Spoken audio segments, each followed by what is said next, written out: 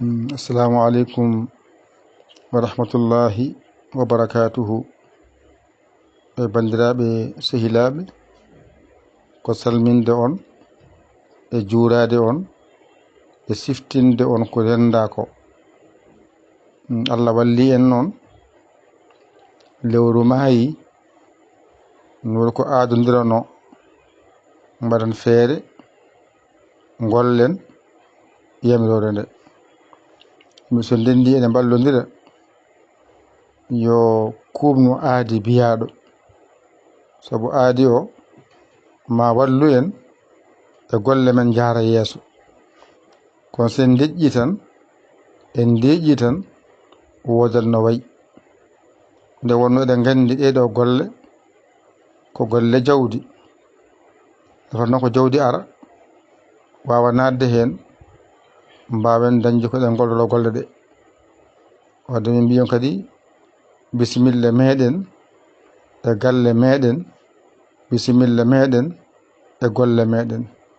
Numéro o nan ɗo oɗon gandimo ko 00 221 77 906 14 81.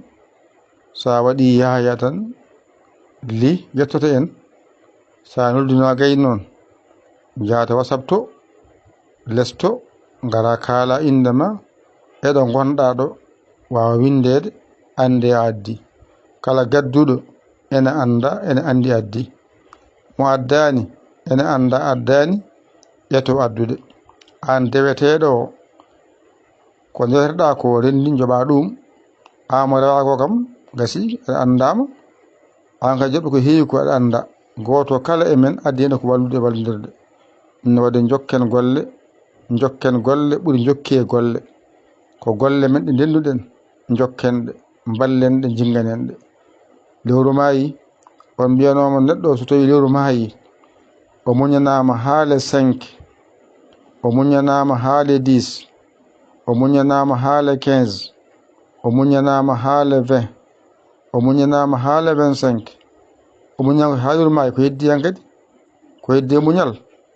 An lewru fof muñanama ndu ha timmi, ha woni lebbi 2, 3, 4, 5 e muusi. Ko watte ko golle e nder golle, jaha ngabboya, jippina, pewna, ponda, gadda, yettoma an e sifa newiɗo, keroɗa kennoya e sifa newiɗo. No wadde an mbaɗanoma nono ene hanno so hada lewru mayde kalde pinɗon ballan on no wottori, ballam no hirtori, ballam no haccitori. Ɗum ronkama kam koto donkanima kam ko gaddirɗon ko gollon ɗum e dow sifa newiya. ɓuri fadde ha o ara e moon o wiyo ngare gadde weɗani yoɗani. Ngare gadde sabu kanko kalno fini o fatta ha mbiyamo noon, o fatta ha mbiyamo ngare gadde. Wata omo adda ha lewru ndu maaya, nde ko gollima golle makko on kadi keede e wadde golle moɗon. O kenande famde ko musidɗo moɗon, giɗo moɗon sabu Allah. Yaya Dey ko Sénégal, alhamdulillahi rabbil alamina. Lewru maayi